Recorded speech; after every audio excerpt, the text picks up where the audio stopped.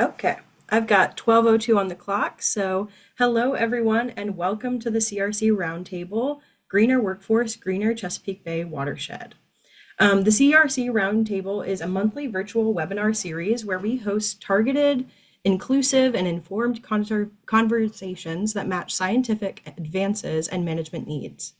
The webinars are designed for contribution, not consumption. So each seminar invites a diverse range of researchers, managers, and other professionals to have conversations around critical topics. The point of this is to build connectivity between all of us, provide a place to ask the clumsy questions, and to increase our collective understanding for decision making. As a reflection of that intent, the panelists have been given about 25 minutes total to provide introductory remarks, allowing a full 30 minutes of discussion afterwards. These webinars are recorded, and past webinars are available on the CRC website and YouTube channel. I highly encourage you to review these if you've missed some of the past discussions. They are truly great. Please feel free to type in your name, organization, and location into the chat box so everyone can see our webinar community for today's panel discussion. We also ask that you stay muted with your camera off while the speakers are presenting. We like to start each webinar by asking, why this topic? Why now, and why these speakers? This month, we are focusing on the topic of workforce development because achieving a healthy and thriving Chesapeake Bay watershed requires a strong workforce with the skills, knowledge, and passion to improve our environment. Training programs, certifications, diverse educational and professional opportunities are vital resources to build the green workforce needed to address environmental and community needs, because the benefits of workforce development for green careers also extend far beyond the environmental effects on our water quality and our watershed, into the social, economic, and physical well-being of our communities. As people across our region strive to make their communities healthier, more economically, environmentally sustainable, workforce development programs for green career pathways are becoming a key point of focus to grow and align opportunities and collaboratively address challenges. So, how can we strengthen and scale these efforts to build the green workforce the Chesapeake Bay needs? That is what we hope to explore today with our wonderful speakers, who I'm happy to very briefly introduce you to. We are joined by Julie Lawson, a program analyst with the Department of Energy and Environment in DC, Rachel Martin, an environmental impact organizer with Grow Home Baltimore and a coordinator with Greater Baltimore Wilderness Coalition and the Climate Crew Network, and Jason Swope, the DC, Maryland, West Virginia coordinator of the Chesapeake Bay Landscape Professionals Program. Each of our speakers will introduce themselves in greater depth, but up first is Julie, who will get us started with a broad introduction to some of the regional thinking happening around green workforce development, and she will then be followed by Rachel and Jason, who will each talk about their organization's programs as fantastic case studies and examples. Speakers, I'll let you know if we bump up against the time by turning on my camera, and attendees, please feel free to drop your questions into the chat as we go along. If we don't get to your questions during the webinar, we'll give the speakers the opportunity to address them afterwards, and we'll share that information along with the resources mentioned during today's chat back to the community through our follow-up email. With that, I'll turn it over to our first speaker, Julie.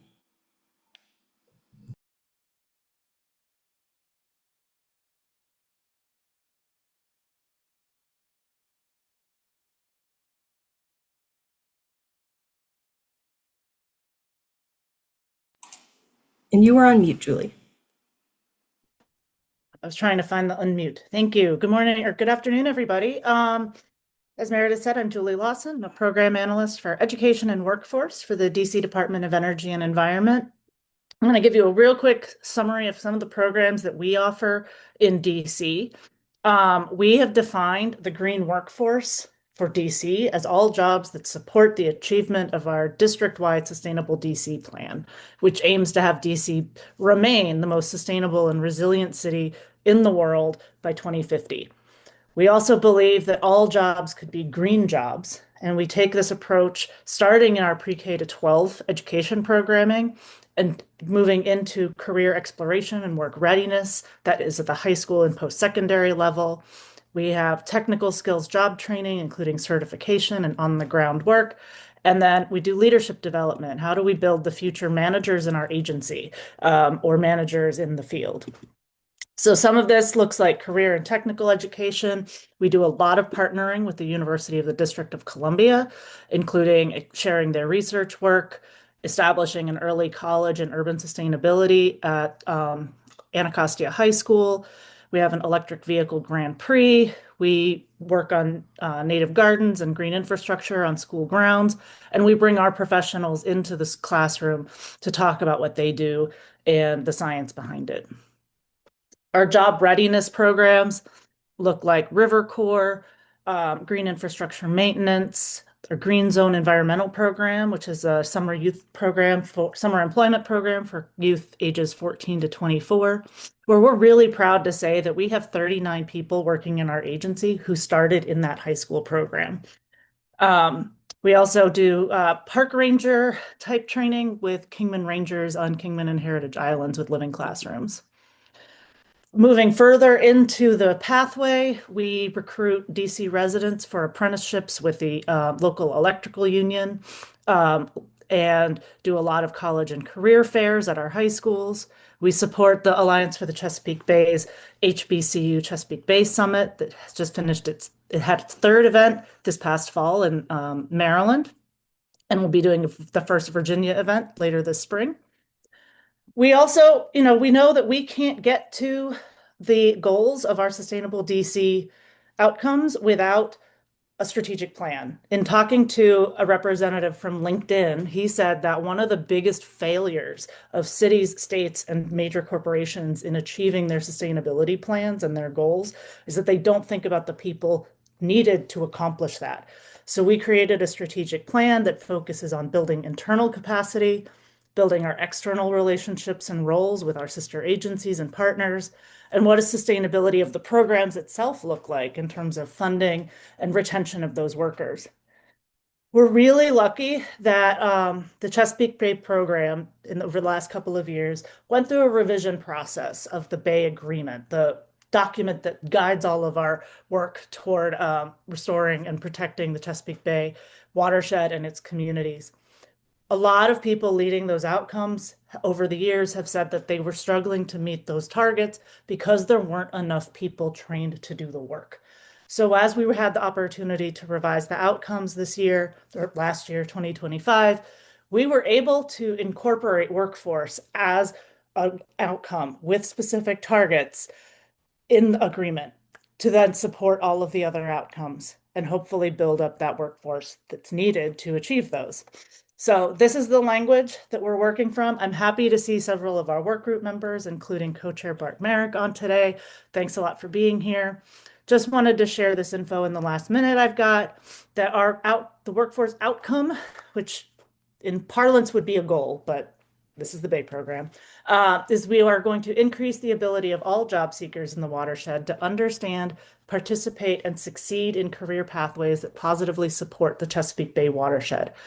This work will happen in 3 different stages with 3 different groups of stakeholders. We'll be working with the students, educators, and job seekers themselves about understanding environmental careers and the in-demand skills and pathways to access those opportunities. We're going to increase the number of post-secondary institutions and training providers offering industry-recognized credentials. And we're going to engage employers to support greater hiring and retention of workers trained in fields necessary to support the Bay Agreement. So if you're interested in getting involved in that work or contributing to that work, or just getting involved for learning, you've got a great facilitator for this session right now. Meredith Lemke is one of our very talented staffers. Daniel Koval is also on the webinar. So please reach out to them if you're interested in getting involved. And we look forward to continuing to work with you. I'll happily turn it over to Rachel now. Thanks a lot.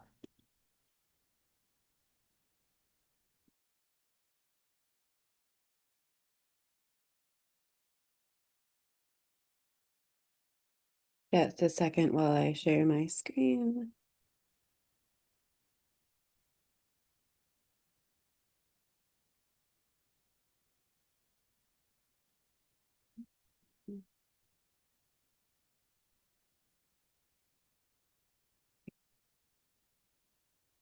All right, can you all see that?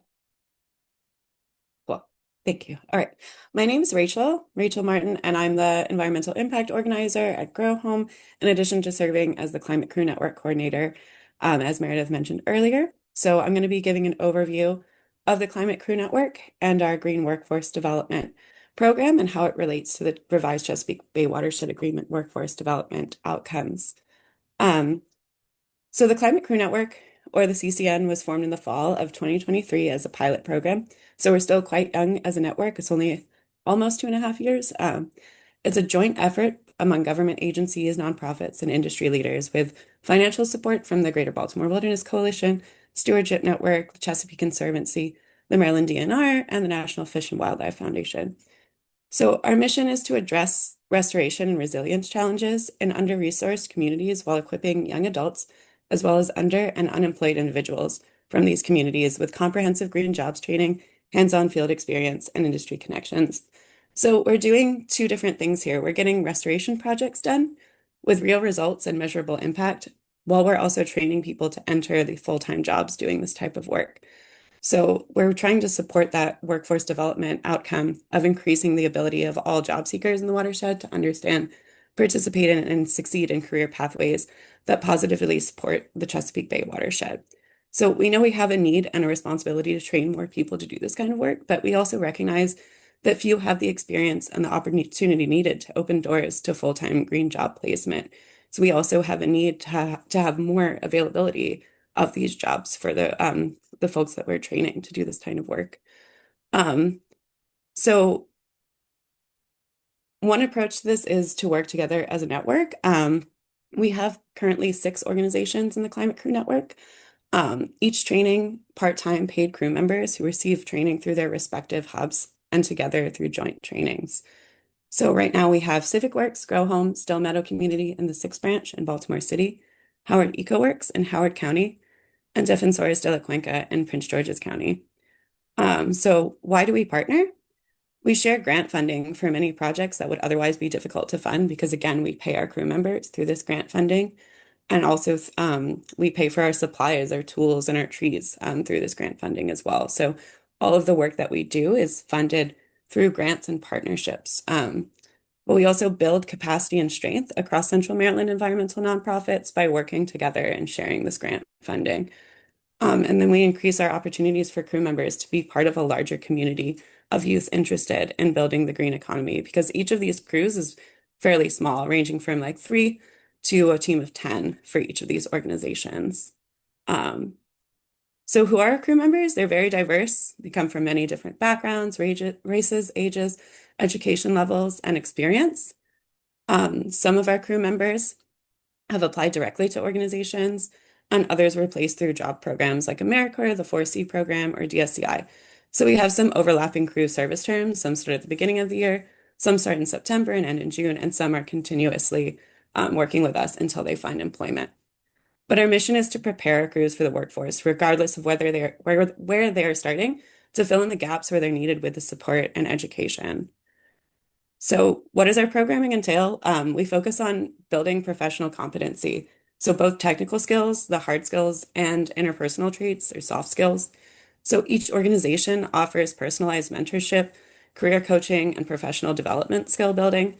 This is typically done by our crew leads who are out in the field leading projects with our crew every day. And then we offer joint trainings and workshops together with all 30 of our current crew members. We do team building trainings at the Chesapeake Bay Outward Bound School, where we also plant trees and do invasive removal. We have a 3-day sustainability leadership retreat coming up at Thorpwood over in Thurmont at the end of February, where we bring in lots of guest partners to teach these leadership and relationship building skills while we're also doing some projects over at Thorpwood. We do a lot of curriculum for the science background behind our fieldwork, training and certifications. On a day-to-day basis, our crew members are primarily doing what they would be doing in a green industry. They're planting trees, doing maintenance, native perennial planting, invasive removal, community cleanups. So that's all included in our grant funding for this programming and our workforce development outcomes. So we're able to pay our crew members the hourly rates during this training. We have a wide variety of foundational knowledge and certifications that we try to offer. So like basic Chesapeake Bay ecology and the science behind our restoration projects, We offer competencies and qualifications needed to apply for jobs, practical field applications, and certifications that help build resumes and prepare for employment, like the CBLPA, which Jason will be talking about shortly. We also offer things like OSHA 10, CPR first aid, pesticide application, forklift certifications. We do trainings with Baltimore City Recreation and Parks Forestry Division tree keepers. We just did pruning classes last week, and we're going to hopefully be doing weed warriors coming up for that invasive identification and removal techniques. So we want to make sure that our crew members have all the resources and knowledge to build their experience to pursue a pathway that interests them, whether it's landscaping or arboriculture, urban ag, field conservation, monitoring. We have some programs monitoring like stormwater catchments and boons coming up. It'll be really, really cool for our crew members. Environmental education and community outreach are some of the fields that our crew members have gone into. So we want our crew members to become aware of and understand the environmental careers and the in-demand skills and pathways to access these opportunities, which is one of those Chesapeake Bay Watershed Agreement workforce outcomes. So beyond the training, we also have a program to prepare people to enter the workforce. So we help people choose career pathways and determine what it's going to take them to get to their career goals. We have industry exposure opportunities where we visit or receive presentations from companies like GreenVest or Davy Tree, who are going to show us what it's like to work for them and tell us about job openings and qualifications needed to apply. We have employer fairs, which are a little bit different. This is why it's called an employer fair. So it's set up as more of an industry exposure or guided networking exercise to prepare crew members to apply for open positions or prepare themselves to apply for future opportunities.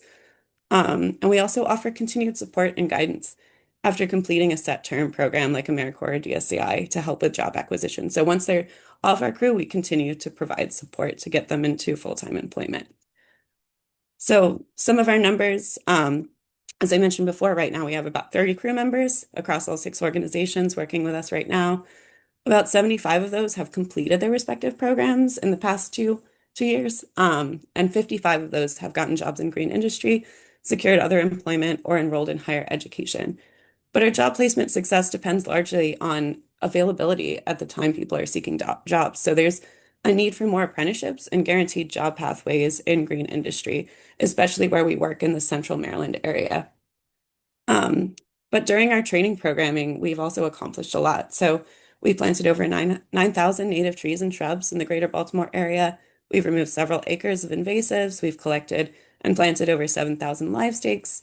We've planted more than 40,000 native perennials, and we've removed more than 500 bags of trash from parks, vacant lots, and habitats. We do other projects, but these are just some of our bigger numbers to show our collective impact. So we're showing that twofold impact. So our crew does meaningful, impactful on-the-job training while gaining the knowledge and skills to succeed in a green career. So what does the future look like for us as we continue participating in workforce development outcomes? So we want to increase our impact with community members and organizations. We need more partnerships. We want to host more trainings, certifications, and joint projects with our partners. We want to engage more employers and improve access and job retention. So how to get involved with us? You can join the Climate Crew Network as a partner to offer skill or certification training or industry exposure for career pathways. You can join the CCN as a hub organization. If you have a workforce development crew, we can offer support and joint trainings. And we also run a green workforce development work group. We meet on the second Wednesday of each month, and that's virtual. Our next one is February 11th. I run that along with Emily Morrow from the DNR. So you can email me if you'd like to be involved in that. And then if you have any other questions beyond this meeting, feel free to email me at any time at Rachel@growhomebaltimore.org. Right. And that's all I have for you today. So thank you. I'm going to stop sharing my screen and Jason can go ahead, I think. All right, Rachel, thank you. Just bear with me one moment here and I'll get my screen pulled up.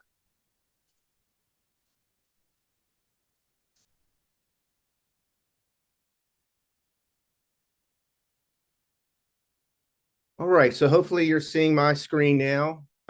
Again, thanks, Rachel, and thanks to CRC for allowing me to share some information today about the Chesapeake Bay Landscape Professional Program and our workforce development activities. So my name is Jason Swope, and I work as the regional coordinator for the Chesapeake Bay Landscape Professional Program.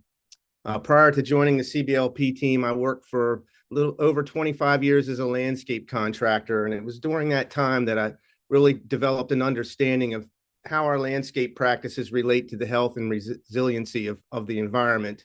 And I try to leverage that experience to help develop and deliver CBLP training programs like the ones we're going to talk about today. And these programs provide an understanding of stormwater best management practices and conservation landscaping. So the Chesapeake Bay Landscape Professional Program was established in 2016 to build a network of sustainable landscape specialists. And workforce development is really at the core of what our organization does. There's been a recognized need within the industry for qualified landscape professionals that can maintain stormwater practices correctly across the entire Chesapeake Bay watershed. And so the CBLP program was developed to address these challenges and meet the demands of Bay region stakeholders and also engage and empower the landscaping community. There was also a recognition that there was a lot of duplicative and inconsistent training across various jurisdictions. So the CBLP program provides consistent, high quality training specific to green infrastructure and the regulatory context of the Chesapeake Bay program. Our suite of programs are designed to provide a career trajectory from entry level to advanced practices. Entry level participants might begin with the CBLP associate program that Rachel just spoke about a few minutes ago. And that program works through a partner organization or workforce development program. Individuals with some work experience might begin their certification and training journey through a certificate course such as CBLP crews or CBLP buffers.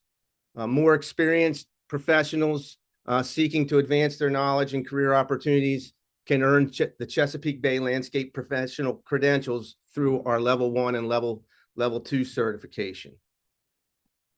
Oops. Each of these programs provides some technical knowledge specific to the training program while also encouraging critical thinking and adaptive management.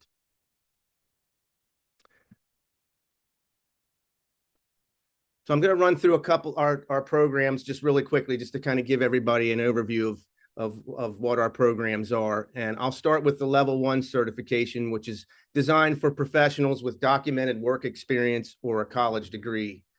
Candidates who successfully complete the level 1 training earn the Chesapeake Bay Landscape Professional credentials. These credentials have become increasingly recognized throughout the industry by many employers and are also increasingly recognized as an approved or preferred certification necessary for bidding on stormwater best management practices. The primary focus of level 1 certification training is on understanding the maintenance requirements of stormwater best management practices, and sustainable landscaping and conservation landscaping practices are also part of level 1 certification. This level 1 certification has also been adapted as a college course into existing programs at several community colleges. So this allows a pathway to CBLP credentials and helps college students to be better prepared and to be hired into green infrastructure and conservation landscaping jobs.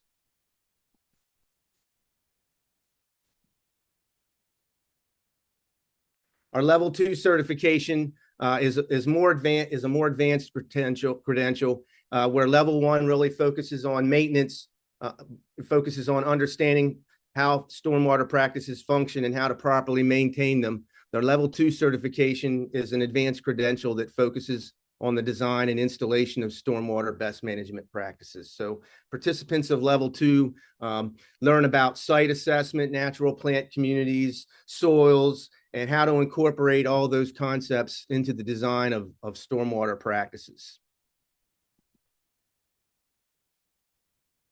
Stepping down from the level 1 certification, which does require industry experience or a college degree, we also offer several different certificate courses that are open to anyone seeking to learn more about some specific best management practices.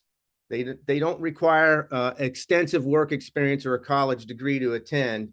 Each course provides an in-depth focus on a specific type of a practice, such as bioretention, maintenance, which is what we focus on with CBL crews. We also have a CBLP buffers and a CBLP living shorelines certificate course. The CBLP cruise is a one-day training that's focused specifically on stormwater best management practices, the maintenance of those practices, particularly bioretention practices. And we found this is especially valuable training for crew members and organizations working in the field performing bioretention maintenance. During the course of the day-long training, which is PowerPoint free, it's out in the field at a location where we have these practices on site so that participants can actively engage and use these practices on site to learn about developing maintenance plans. Plan identification skills is also a really important part of the training. We talk about invasive plant management and also making sure that crew members understand the connection between their work and the health of the Chesapeake Bay.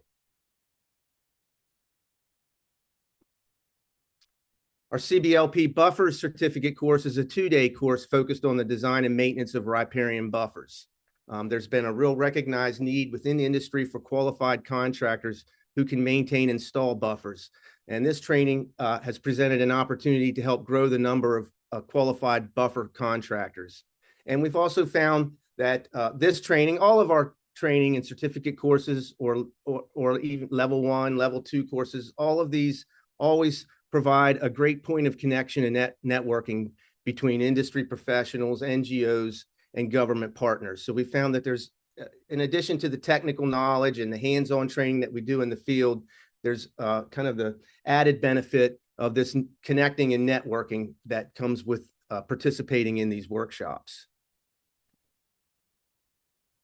Our third certificate course that we offer is these certificate courses are really focused on specific stormwater practices. And our third certificate course is the CBLP Shorelines, which is a 4-day course focused on the design, installation, and maintenance of living shorelines. So this course provides the participants with the skills and the technical knowledge to permit and design living shorelines in Virginia and Maryland. And each of the shorelines training courses are specific because there are such differences in permitting. They're specific to Maryland or Virginia for the certification training. A little bit earlier today, the CBLP Associate program was mentioned.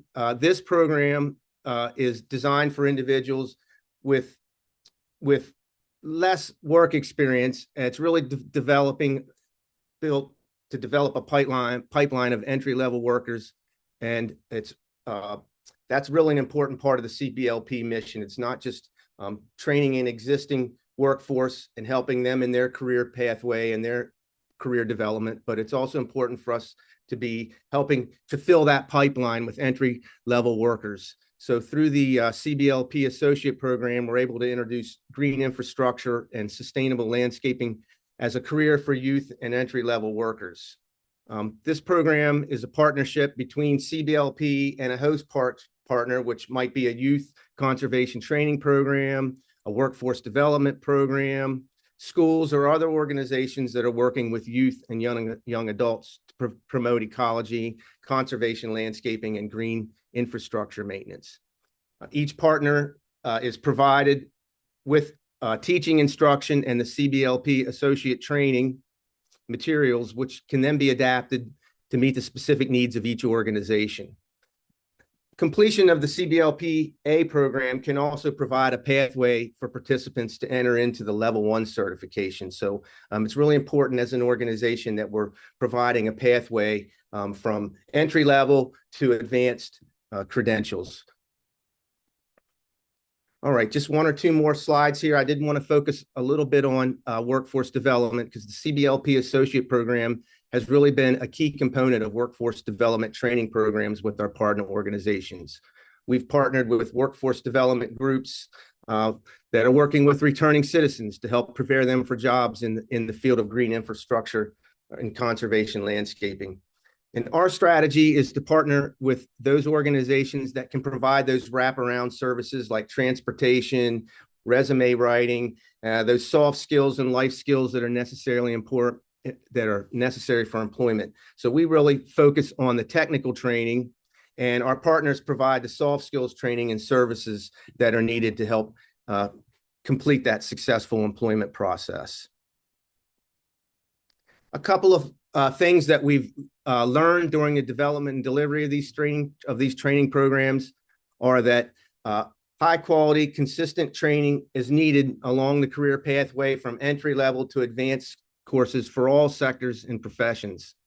This green infrastructure workforce is hungry for knowledge and information that can help them in their professional development.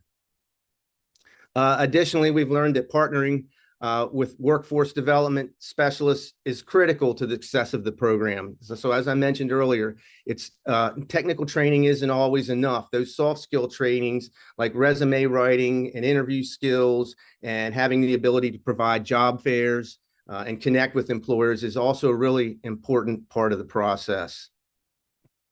And we've also found that landscape crews often lack a basic understanding of the importance of their work. So helping them to understand the connection between their work and the local watershed and the health of the and the ecological value and the health of the ecosystem that their projects that they're maintaining. We found that's really important to kind of build confidence in the work that they do and help just bring awareness to the value and importance of their work. It's more than just earning a paycheck, and a lot of times crew members don't realize that. And so when we're able to talk about the regulatory context of the Chesapeake Bay and how maintaining these practices helps improve water quality and the health of the environment, that we found that's really an important component to the training and helps build their confidence in understanding the value of their work. And I'll just close by sharing some of our program outcomes since 2016. To date, we have over 1,700 landscape professionals who have earned the CBLP Level 1 credentials. And we really have aggressive goals to continue growing our program throughout the Chesapeake Bay watershed. We're always seeking partners and opportunities to provide our training programs, from professional level credentials to industry professionals to entry-level training for students through the CBLPA program and workforce development groups.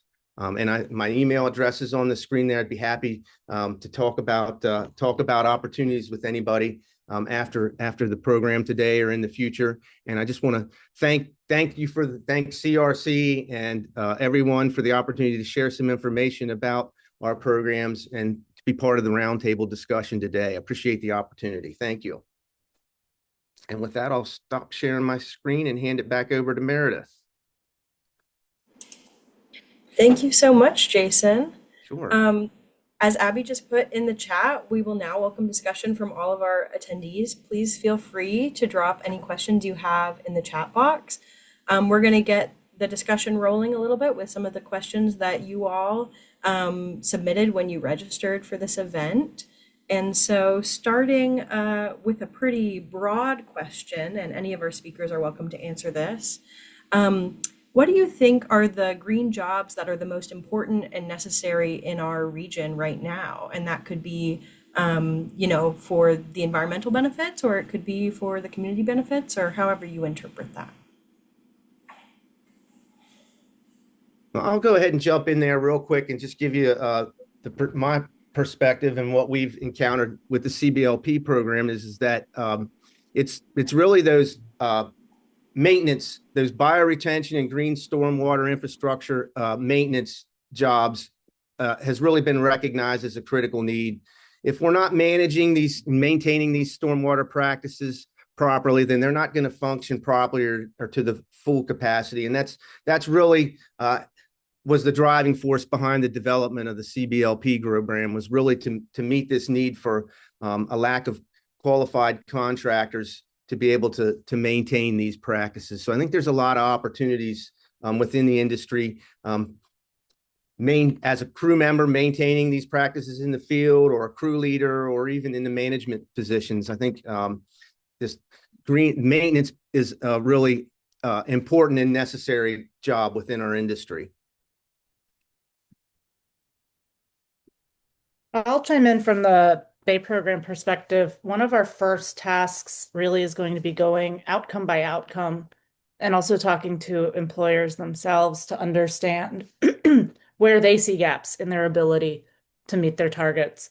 Some things that we've already heard are, I'll shout out someone who's in the webinar right now, that we've heard from Brooke Landry, that we have a lot of certifications around wetland restoration, but we don't have much around submerged aquatic vegetation. And so what are some things that we can do for them, for that habitat, to improve a number of trained people in that space? I've also heard about licensing requirements for foresters in West Virginia have really limited the ability of land trusts and restoration organizations to find foresters that they can afford, because neighboring states don't require the licenses, and so they can go get a job somewhere else. I think it's going to be, we're interested to find some of these really specific examples, and that cover all of the facets of the restoration and protection work.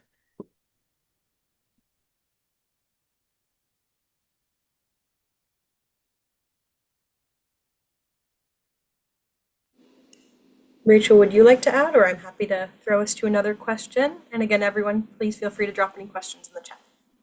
Sure. I think as far as like the most important ones for us, it really depends on what's available, what entry-level jobs are available, and it really depends on timing when our crew members are ready to seek jobs. Sometimes it, depending on the season, like for our Civic Works crew, we had 4 who just completed their program in December, and now is not a great time to be applying for landscaping jobs. They have to wait until the spring. So some of that, it ends up being there might be an immediate need for a job, so they don't end up pursuing a green career. So having green career opportunities continuously open is a really important thing for us. It's not so much what's the most important job, but it's what's available and what people are willing to offer at entry level without having super expensive qualifications or experience beforehand.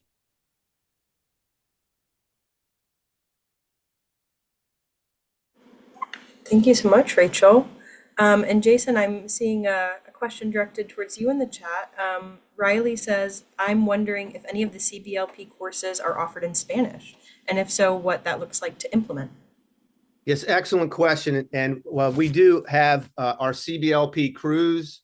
All of that material has been translated into Spanish, and we have actively engaged with Spanish instructors for the cruise training, which is very valuable, because a lot of those individuals that are attending that maintenance cruise certificate course are from the Latino community. So we've adopted that coursework and hold Spanish language only training for CBLP crews. We're working right now to actively translate all of our other documents into Spanish and have them available at our training. And as we're moving forward, we're hoping that we can continue to find instructors that can teach some of the other training courses in Spanish. And that includes, that goes to our website as well. We're working to make sure that our website can also be translated into the Spanish language through the web browsers. And so that's something that we're actively pursuing right now. The CBLP cruise is the only course that we're really have as a Spanish language only course at this time. But I would say over the next 12 to 24 months, we're going to see more of our programs rolling out with the ability to provide Spanish language as well. Great, thank you. So another question for anyone to answer. Beyond technical training, what other actions can help workforce development participants secure a job within their intended industry?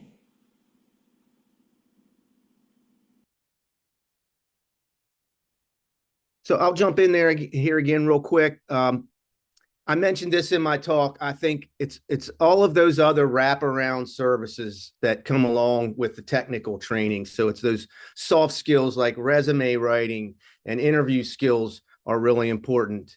In some cases, it's providing transportation for those workforce development participants. There's a lot of other soft skills and other services that are required beyond the technical training. And I think if we can equip those workforce development participants with other skills and knowledge beyond the technical knowledge, that's really going to help bridge the gap and get them as an impressive candidate in front of a potential employer. Yeah, I agree with Jason. Our traditional primary school model in high school prepares people to enter college, but doesn't do a whole lot of prep to enter vocational school or the workforce anymore. So a lot of these essential skills for job applications or interpersonal skills, interview skills, just general knowledge of the industry and what jobs are available and just how to get into a career that's not like a part-time job in retail is really, really difficult for a lot of people. Like a lot of people just lack access or options. High school often just, especially in Baltimore City, it doesn't prepare people for post high school. It really just leaves them with an open possibility, but there's no clear job pathway. So having programs like ours where there's a clear curriculum and job pathway to get there that includes these soft skills is the other component of that, which we're really trying to focus on and help our crew members out with those wraparound services, as Jason said. I'll take a little bit of a pivot on this one in terms of thinking about, again, in that all jobs can be green job space, right? One of the things that I've advised students participating at the HBCU Summit is maybe you're not majoring in environmental science, but maybe you're just interested in this area and you can apply environmental concepts to your political science degree or your future or other avenues or career paths you might take. Two of the programs I neglected to mention in my rapid fire overview of DOEE's programs are those professional leadership development programs that we have. For our Green Zone Environmental program, we bring on 200 youth participants, but we also hire 20 staff to run the program in the summer. And a lot of those are college students. Maybe they were a GZEP participant before, and once they turn 18, they can be hired for this 10-week or 12-week summer program to run the program. Those staff who are really successful, we haven't been able to fund it last year, but we're hoping to bring it back, is a program we call Green Ready, where we keep them from the end of the GZEP program through the end of September, and they are placed within the agency as an intern, and they're getting paid. And that's been this pathway for a lot of our current staff that I mentioned that have done that. We have another program that's specific for master's students in the DC area called Green Fellows, where again, they are placed within the agency, within a program, and work on a special project for 10 months or so. And we've had a number of them also get hired. We even have them get hired in the middle of their fellowship. So, really wonderful opportunities for them to get some hands-on experience in that, professional white collar space, as well as all of the technical skills.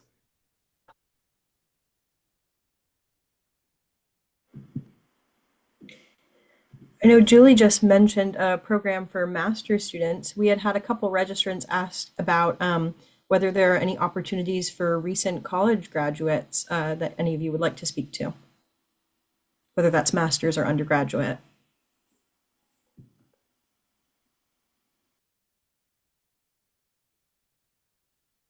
Yeah, that's a real challenging question. I think there's plenty of opportunities for college graduates out there in this industry of environmental stewardship and green stormwater infrastructure. But we just had a Business of Buffers webinar last week, and we had several different business owners that participated in that webinar. And one of the big challenges that they've experienced is that the pay gap, the compensation that's available for these entry-level positions, it's a lot of times what the expectations are from college graduates and what these businesses are able to pay for some of these types of entry-level positions. There's just a gap there. And so I would encourage college graduates to think about the benefit of accepting that entry-level position, even though that it may not pay what your expectations are at the very beginning. I think that field experience, getting in at an entry level and having that field experience is really valuable later on in your career. And I think from what we've heard from these employers is that college graduates that are willing to kind of get out in the field and get their hands dirty, even if it's at a lower pay rate than it's expected, they're usually also then able to more rapidly be promoted into other leadership management positions, estimating, design, and sales positions. So I think I would just encourage college graduates to not be discouraged if that occurs, and maybe that hands-on in the field experience is really valuable and can be really valuable to you later in your career.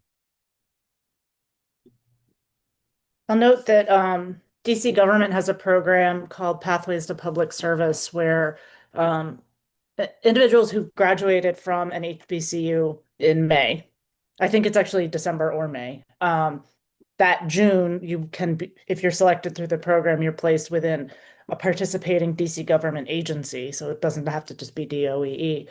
For a 1-year apprenticeship, you're entering at a grade 9, which is a very substantial salary for someone with a bachelor's degree and no postgraduate work experience. And in addition to having like an actual job in the agency, you do a series of professional development programs with our Department of Human Resources and Department of Employment Services.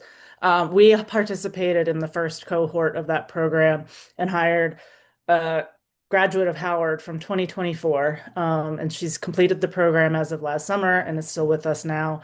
So, I don't know that we're considering participating in the third cohort that'll be getting ready to recruit pretty soon. But, something else to keep an eye out on if you're looking for a position in DC and you are graduating from an HBCU. I'm also going to drop in the chat. This is not Chesapeake Bay specific related, but in DC, we really focus a lot of our work on our buildings because more than 50% of our carbon emissions come from our buildings. And so we developed a green buildings career map that's totally interactive, and you can find entry-level, mid-career, and senior positions, and you can see how they all connect to each other. You can see regional average salaries, regional training providers that can get you the experience that you need. There are similar national ones for other sectors of the building space, like HVAC and et cetera. I'm very interested in trying to create similar tools that are hyper-local like this for stormwater and other environmental restoration work. Because I find high schoolers really interested in it, that they can see, oh, this thing, to Jason's point, you start with something entry level that on its face doesn't sound that interesting, but you can see directly how it's going to take you to where you want to be.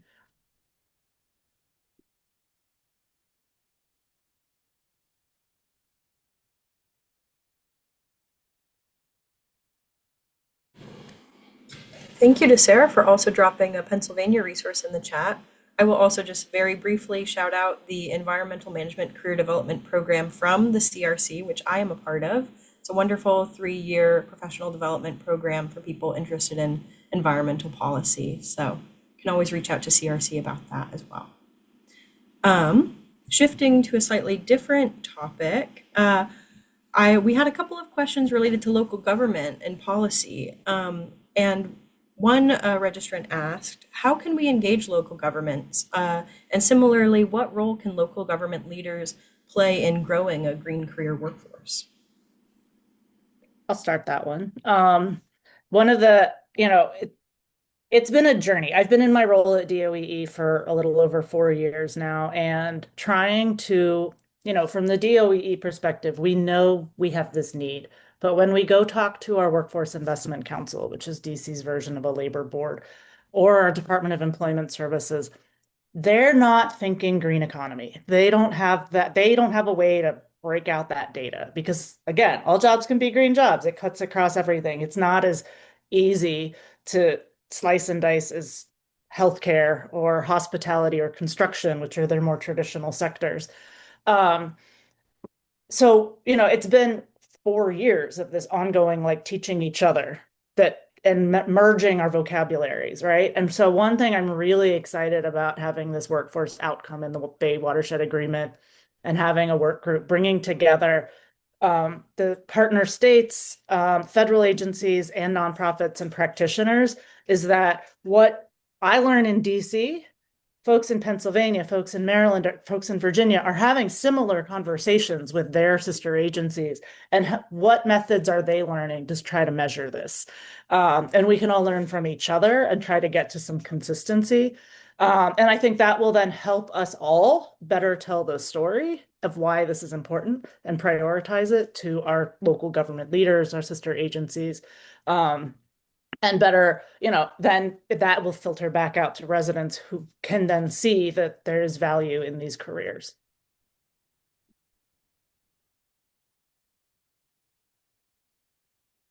I'll add on to those thoughts that I think one of the ways, and this is just speaking from a little bit of personal experience, but one of the ways that I've found we can engage with local governments is through grant opportunities.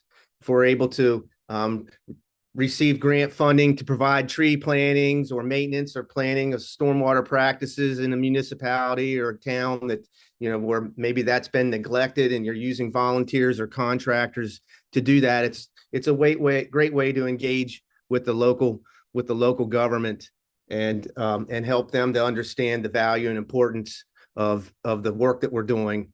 And if you can have an opportunity to provide an educational talk to municipality, public works department, or government officials, I think that's also a great way to engage with local governments. Next month, an example of that would be next month, I'm going to be speaking to municipality government officials in Pennsylvania about ice melters and chlorides and the impacts of those. And yes, we're promoting our programs as part of that training, but what we're really doing is getting face-to-face in the room with these local government officials and employees and providing them with some focused training and understandings that they probably otherwise wouldn't be able to get in their day-to-day work. So I think public speaking and providing some opportunities through grants can be a good way to engage.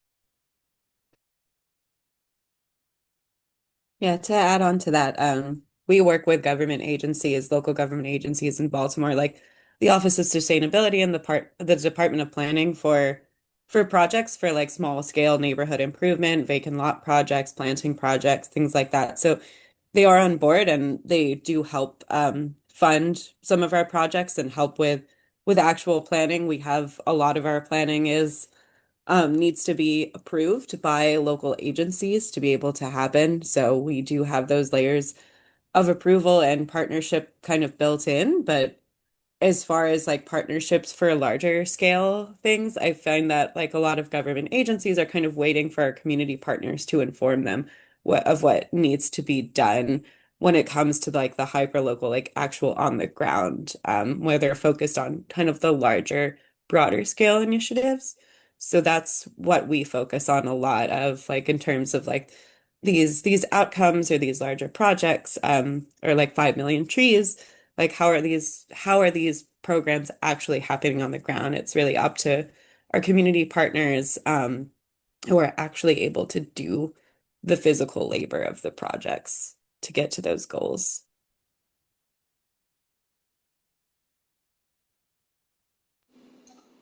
Thank you so much. With just a couple minutes left in our session, I just wanted to ask one more time if anyone who is here attending today has any specific questions, please feel free to drop them in the chat. Or to our speakers, are there any key aspects of your programs or of the importance of workforce development that you didn't have a chance to speak on today that you'd like to express? Anything about partnerships, collaboration, or whichever aspects are most important to you? I could start. I found that one-on-one conversations with employers have been incredibly enlightening about what they need, how they hire. Sometimes what they say turns our common thinking in the agency on its head, and it makes our programs better. So, I think creating that feedback loop and especially doing it at the regional watershed level is going to be critical to moving this forward. We want those businesses to be successful, and we want our people to be hired and earning living wages in them. So.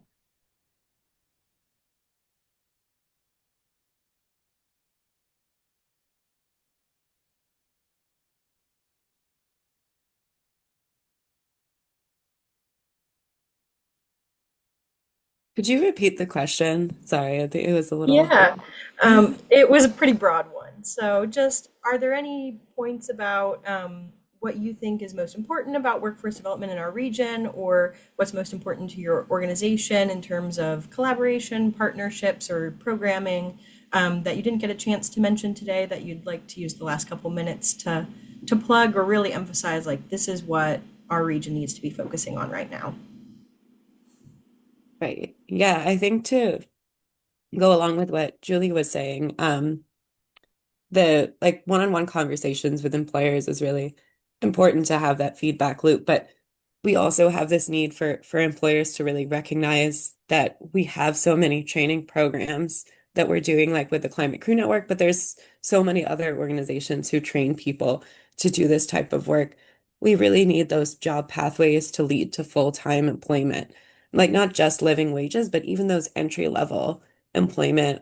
For us, we focus on a lot of people who don't have the opportunity for higher education. So getting to the point where they can get a full-time job with an employer who's working in green industry is a really important step to be able to continue to offer this programming, but also something that's sustainable. So what we offer with job training programs is essentially that it's a job training program. It's temporary and it's not really a living wage, but it's a step onto getting full-time employment. So we really need to think about apprenticeships and job pathways that employers can offer to be able to make this sustainable. I mean, if there's funding and resources to offer full-time employment through these major employers, like we have so many that are like part of the Chesapeake Bay Watershed Professionals group, there are tons of organizations and companies there that offer employment, but they very rarely have job openings or job openings that are open to people who don't have a whole lot of credentials. Some of these are like you need 3 or 4 years of like field experience, but kind of shifting that narrative to say like if there's such a need for people to be working in this industry, we need to think about how can people get the on-the-job training when they're actually employed by that company to be able to be an effective part of the workforce. We have so many people who are unemployed who are looking for jobs, and we just, so many people that have been kind of disenfranchised by education. It would just be great to see more employers thinking about our workforce and our workforce needs.